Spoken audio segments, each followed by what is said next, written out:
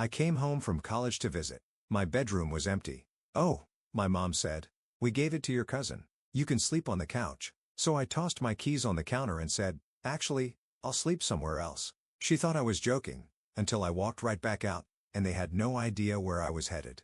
I'm 22, and I just finished my last semester of college. It was supposed to be a big deal for years of hard work, late night studying, juggling part-time jobs, and stretching every dollar just to make it through. I wasn't expecting a parade when I came home, but I thought my family might at least be happy to see me. My relationship with them had always been complicated. They never really understood why I wanted to go to college in the first place. To them, it was a waste of time and money. My mom especially didn't get it. She used to make little comments like, "I don't know why you're working yourself so hard when you could just get a decent job here. Or you're not one of those stuck-up career types now, are you?" Still, when she called and invited me home for the weekend, sounding genuinely excited, I thought, just for a second, that maybe things were different now. That maybe, after 4 years, they'd finally started to respect the choices I made for myself. The drive home was long but familiar. 3.5 hours of highways, back roads, and old songs I used to love. I found myself thinking about my room. The one thing in that house that had always been mine.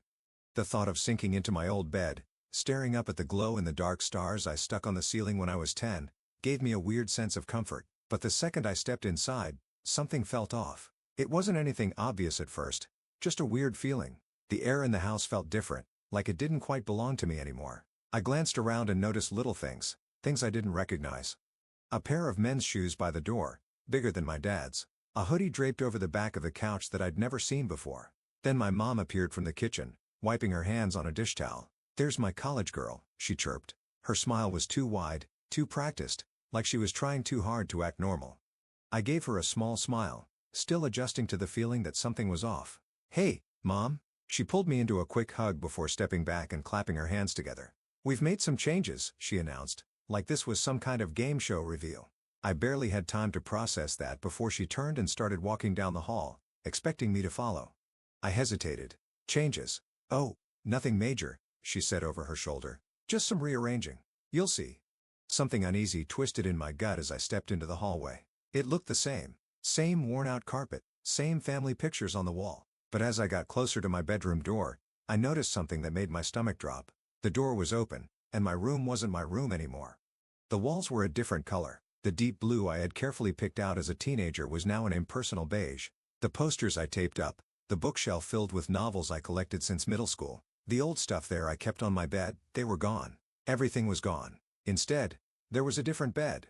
A bigger one.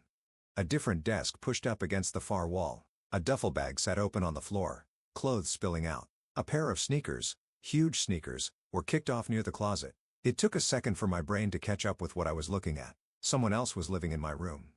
I turned slowly, my mouth dry. "What is this?" My mom was standing in the doorway watching me carefully. "Oh," she said with a little laugh, waving a hand like this was no big deal. "We gave your room to Zach."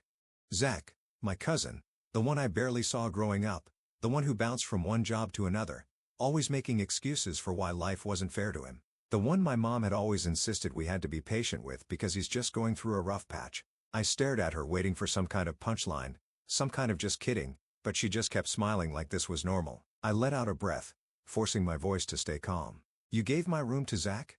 She nodded. "Well, honey, you don't live here anymore." It didn't make sense to keep the room empty. I felt a strange heavy pressure in my chest, like something was sinking inside me. She kept going, like this was the most reasonable thing in the world.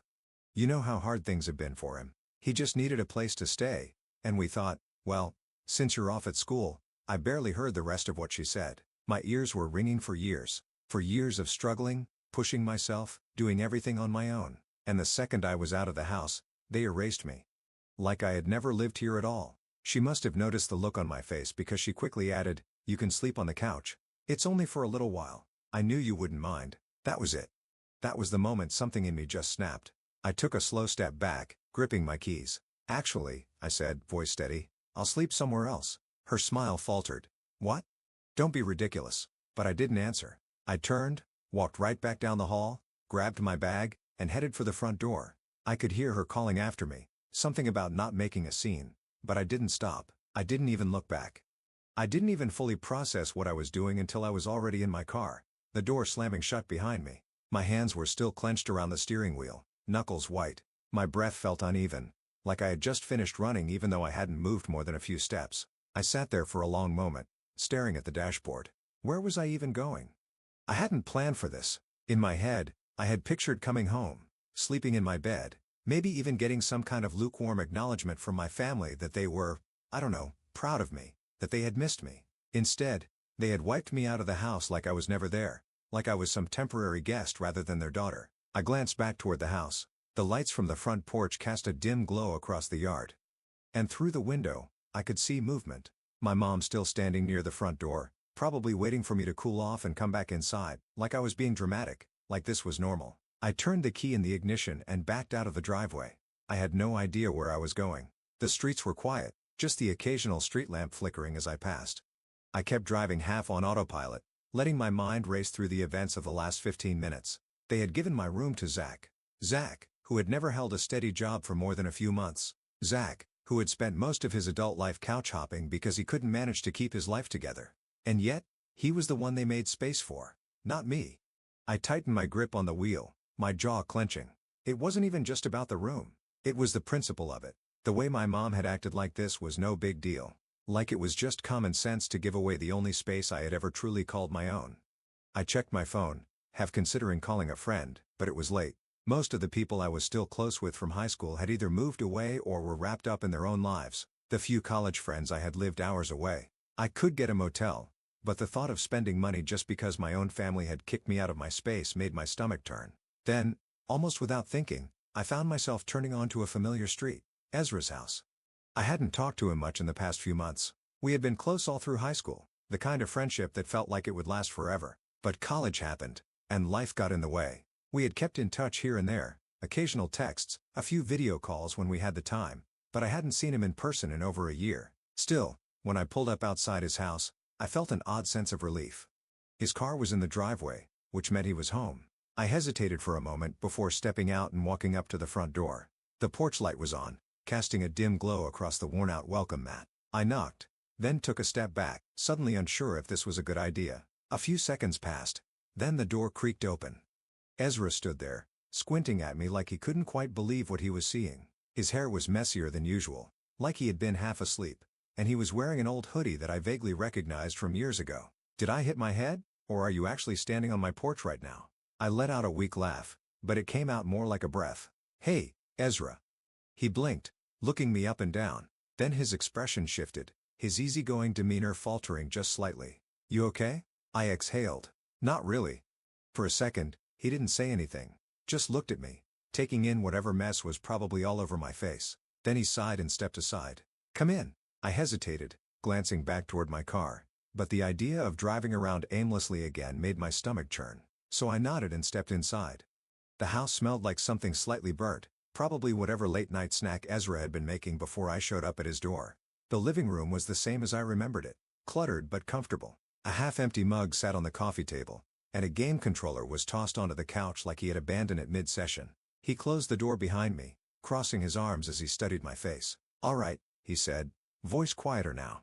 What happened? I hesitated, suddenly unsure how to explain all of it, but then before I could even stop myself, the words started spilling out. Ezra didn't interrupt me once. I sat on his couch, hands gripping my knees, and just let it all out. The call from my mom, how I actually thought for once that maybe she was happy to see me. The drive home, the weird feeling when I walked in, the moment I saw my room, my things gone like I had never existed there. I expected him to react right away, to say something sharp or sarcastic, but instead, he just sat there, leaning forward with his elbows on his knees, listening. By the time I finished, my throat felt tight, my hands still tense in my lap. Ezra exhaled slowly. Wow, he finally said. He shook his head. That's messed up. I scoffed. Yeah. Little bit. He sat back, rubbing his jaw. They didn't even tell you beforehand? Nope. I leaned back into the couch, pressing my palms over my face. They acted like it was just a natural next step. Like, oh, of course, my room should go to Zach. Of course, I wouldn't mind. I don't live there anymore. So why would I care? Ezra was quiet for a second, and when I looked at him, his jaw was tight. That's not how normal parents treat their kid, you know? I let out a humorless laugh. Yeah. Well, my parents never really followed the parenting manual. He shook his head, muttering something under his breath before looking back at me. What's their deal with Zach, anyway? I mean, I remember him being kind of a loser, but this is next level. That was the question, wasn't it? I shrugged, but the truth was I knew. I had always known. They've always babed him. I admitted. I don't know why. I guess because he's just helpless. He messed up, and they swoop in to fix it. He wastes money, and they cover for him. He loses a job, and they understand. I paused, staring down at my hands. They've never done that for me. Ezra frowned. Because you don't need them to. I let out a short breath. Exactly. That was the heart of it, wasn't it? I had never needed them, not the way Zach did. I had always taken care of myself, worked for my own money, solved my own problems. When I told them I wanted to go to college, they laughed and said, "Good luck with that." When I got in, they barely reacted. And when I left, it was almost like they just forgot about me. Ezra leaned back, tapping his fingers against his knee. So what now? That was the real question. I had nowhere to go, not long-term anyway. I could crash at a motel, but that felt like admitting defeat. I could try to stay with another friend, but most of them had moved on, scattered across different cities, different lives. I exhaled. I don't know. Ezra was quiet for a second, then sighed. "You can stay here." I blinked. "What?" He shrugged, like it wasn't a big deal. "Stay here. At least until you figure things out." For a second, I didn't know what to say. It was tempting. Safer than a motel. More comfortable than bouncing from place to place. But I also knew my mom. She wasn't going to let this go. As if on cue, my phone buzzed. I glanced at the screen. "Mom." Ezra must have seen my face change because he raised an eyebrow. "I'm guessing that's her." I swallowed. "Yeah. Gonna answer?" I hesitated, staring at the screen, the vibration buzzing against my palm. I already knew what she was going to say, that I was overreacting, that I was being selfish, that I was embarrassing them by making a big deal out of nothing. But I didn't owe her an explanation. I silenced the call and set the phone face down on the table. Ezra smirked. "Nice." I let out a slow breath. She's not done, though. And I was right, because 20 minutes later, the calls started coming in waves. First, my mom, then my dad, then of all people, Zach. I ignored them all. I wasn't surprised when I heard the knock on the door the next morning. I was sitting at Ezra's kitchen table, sipping a cup of coffee and scrolling through my phone, fully expecting this. Ezra was still half asleep, sitting across from me in the hoodie he'd thrown on last night, eyes barely open as he poked at a bowl of cereal. The knock came again. Ezra raised an eyebrow at them. I sighed, setting my coffee down. Who else? I got up and went to the door. Sure enough, when I peeked through the peephole, I saw my mom standing on the porch, arms crossed, looking like she had been waiting for hours. I opened the door just enough to step into the doorway, blocking her view inside. She didn't even wait for a greeting. "What do you think you're doing?" she hissed. I blinked. "Good morning to you too." Her lips pressed into a thin line. "Enough with the attitude. You didn't come home last night." I folded my arms. "Yeah, I figured since you gave away my room, I didn't have to check in like a child."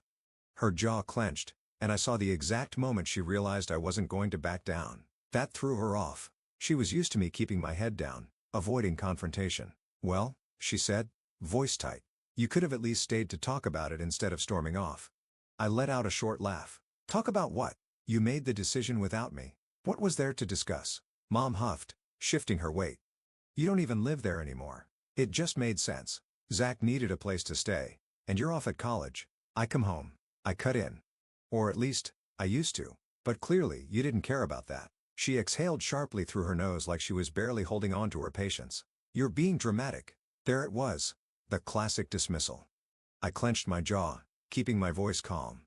"No, I'm not. You didn't even tell me. You just erased me like I was never there." Mom threw her hands up. "It's a room. Don't be so selfish. Zach needed a place, and we did what was best for the family." The family. The phrase hit me harder than I expected because that's what it always came down to, didn't it? The family. The one I apparently wasn't a part of. I stared at her for a long moment. Then I shook my head.